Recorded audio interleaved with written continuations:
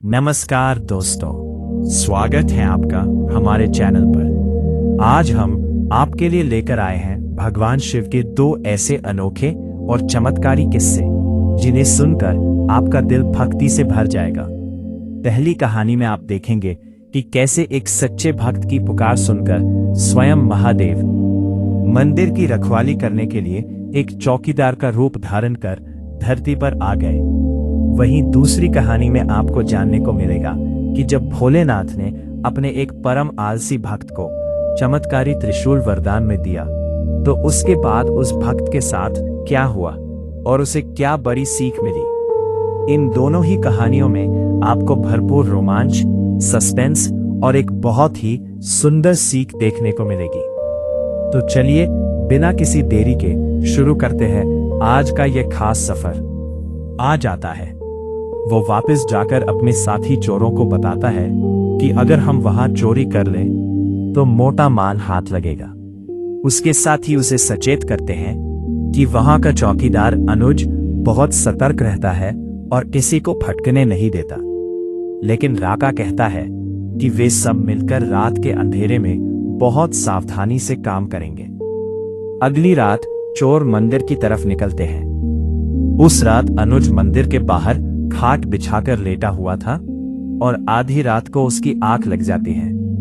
तभी उसे मंदिर का दरवाजा तोड़ने की आवाज सुनाई देती है। अनुज तुरंत जाग जाता है और शोर मचाने लगता है। उसकी आवाज सुनकर गांव वाले लाठियां लेकर दौड़ते हैं, जिससे चोरों को भागना पड़ता है। अंजलि इस घटना से और डर जाती है और अनुज से नौकरी छोड़ने की जिद करती है, पर अनुज मंदिर को अकेला छोड़ने से मना कर देता है। कुछ दिनों बाद चोर फिर से पूरी तैयारी के साथ मंदिर पर धावा बोलते हैं। इस बार वे सबसे पहले अनुज को घेर लेते हैं और लाठी डंडों से उसकी बुरी तरह पिटाई कर देते हैं। अनुज के सिर से खून बहने लगता है और वो दर्द से चीख उठता है। उसकी चीखें सुनकर जब तक गांव वाले वहां पहुंचते हैं, चोर फिर से भाग खड़े होते हैं। गांव वाले अनुज को तुरंत अस्पताल ले जाते हैं। अस्पताल में बेहोश होने के बाद भी अनुज के मन में मंदिर की ही चिंता बनी रहती है और वो अचेत अवस्था में भी हे भोलेनाथ, मेरे मंदिर की रक्षा करना पुकारता रहता है। अनुज की सच्ची भक्ति देखकर अस्पताल के कमरे में एक तेज दिव्य रोशनी होती है और स्वयं भगवान शिव प्रकट होते हैं। वे कहते हैं, अनुज तुम चिंता मत करो, अब सब मैं संभाल लूंगा। उधर राका चोर सोचता है कि अनुज तो अस्पताल में है, इसलिए यही सही मौका है। वो अपने साथियों के साथ मंदिर में मूर्तियां चुराने पहुंच जाता है। लेकिन जैसे ही वे मंदिर के अंदर कदम रखते हैं, वे देखते हैं कि अनुज वहां पहले से ही खड़ा है।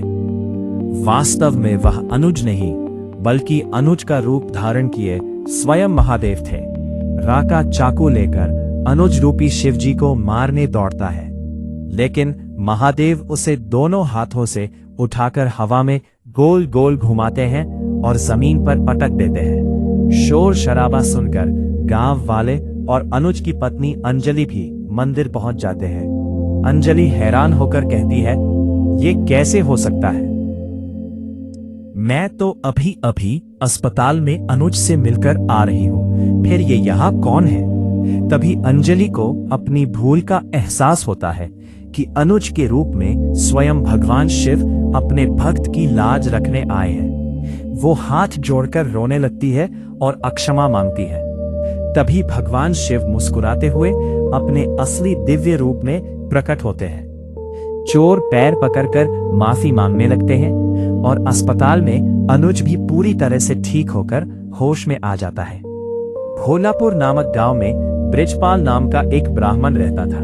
वो स्वभाव से बहुत ही आलसी था और सारा दिन अपनी खाट पर पड़ा रहता था। घर में उसकी पत्नी सुनीता और बेटी गुड्डी ही सारा काम करती थी। ब्रिजपाल दिन भर में केवल एक ही काम करता था। वो सुबह शाम भगवान शंकर की पूजा करता था और उनके नाम की माला जपता था। उसकी इस आलसी आदत की वजह से सुनीता हमेशा परेशान रहती थी।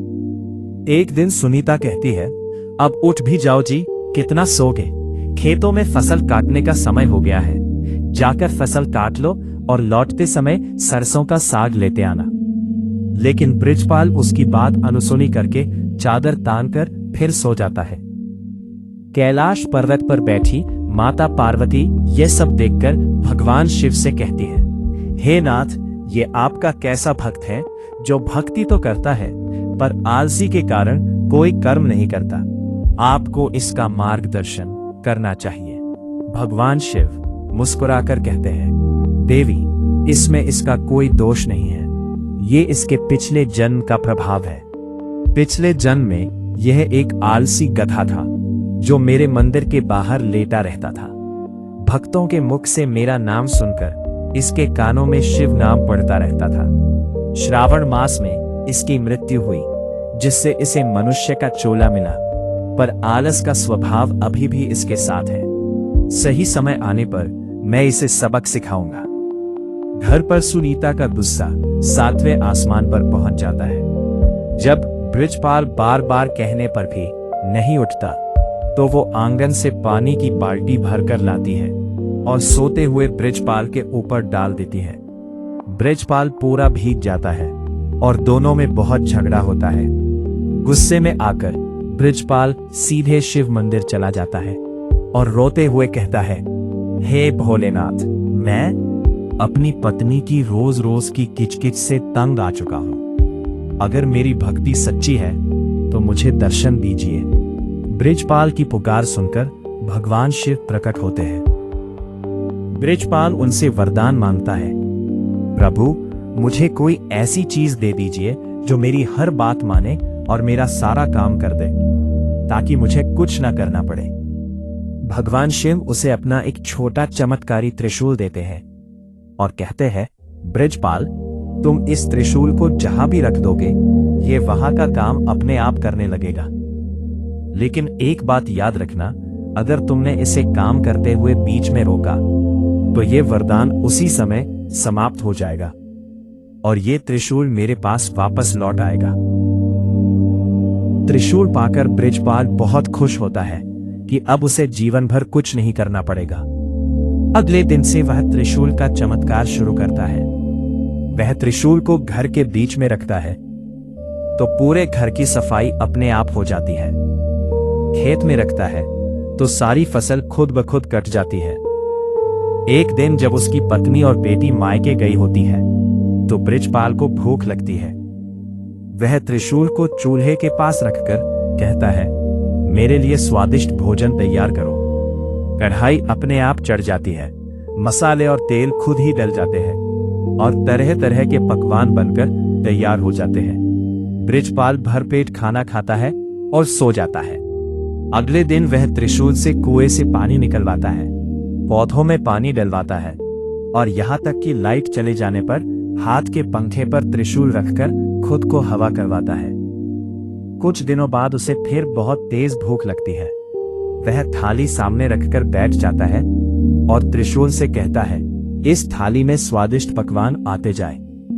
थाली पकवानों से भर जाती है। तभी उसके मन में लालच और आलस आता है कि कितना अच्छा हो अगर मुझे हाथ से भी न खाना पड़े। वो त्रिशूल को प्लेट पर छुआ कर कहता है, ये पकवान अपने आप मेरे मुंह में आते जाए। त्रिशूल के प्रभाव से पकवान खुद ब खुद उसके मुंह में जाने लगते हैं। वो मजे से खाने लगता है, लेकिन कुछ ही देर में उसका पेट पूरी तरह भर जाता है और वो और अधिक नहीं खा पाता। पर त्रिशूल बिना रुके भोजन उसके मुंह में ठूंसे जा रहा था। ब्रिजपाल का पेट फूलने लगता है। वो त्रिशूल को रोकने की सोचता है, पर उसे भगवान शिव की शर्त याद आती है कि अगर काम के बीच में रोका तो त्रिशूल हमेशा के लिए चला जाएगा। उसी समय उसकी पत्नी और बेटी मायके से लौटती है। ब्रिजपाल की हालत और फूलता हुआ पेट देखकर सुनीता चिल्लाती है, ये क्या हो रहा है? जल्दी इस त्रिशूल को रुकने के लिए कहिए, नहीं तो आपकी जान चली जाएगी। अपनी जान आफत में देखकर ब्रिजपाल अंततः चिल्लाता है, रुक जाओ।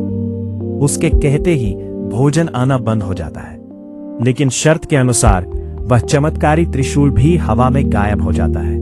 ब्रिजपाल को अपनी भूल का एहसास होता है। वह हाथ जोड़कर कहता है, हे महादेव, मैं समझ गया। यह वरदान आपने मुझे सबक सिखाने के लिए ही दिया था। मैं कितना मूर्ख था जो छोटे छोटे कामों के लिए भी दूसरों पर या चमत्कार पर निर्भर हो गया था। उस दिन के बाद से बृजपाल अपना सारा आलस छोड़ देता है, खेतों में खुद मेहनत करता है और अपने सारे काम स्वयं करने लगता है। तो दोस्तों, ये थी भगवान शिव की 2 बेहद चमत्कारी और सीख देने वाली कहानियां। हमें उम्मीद है कि आपको अनुज की सच्ची भक्ति और बृजपाल के बदले हुए जीवन की ये कथाएं बहुत पसंद आई होंगी। इन कहानियों से हमें यही सीख मिलती है कि भोलेनाथ अपने सच्चे भक्तों की रक्षा के लिए हमेशा खड़े रहते हैं, लेकिन वे यह भी चाहते हैं कि हम आलस छोड़कर हमेशा अपने कर्म पर विश्वास रखें। आपको इन दोनों में से कौन सी कहानी सबसे ज्यादा अच्छी लगी, हमें नीचे कमेंट करके जरूर बताइएगा। अगर आपको ये वीडियो पसंद आई हो तो इसे एक प्यारा सा लाइक जरूर करें और अपने दोस्तों और परिवार के साथ शेयर करना बिल्कुल ना भूलें। अगर आप हमारे चैनल पर नए हैं और ऐसी ही और भी सुंदर भक्ति कहानियां देखना चाहते हैं तो चैनल को सब्सक्राइब करके उस बेल आइकन घंटी को जरूर दबा दें ताकि हमारी अगली वीडियो की सूचना आपको सबसे पहले मिल सके। मिलते हैं बहुत जल्द एक और नई और ज्ञानवर्धक कहानी के साथ। तब तक के लिए अपना ख्याल रखिएगा। प्रेम से बोलिए हर हर महादेव।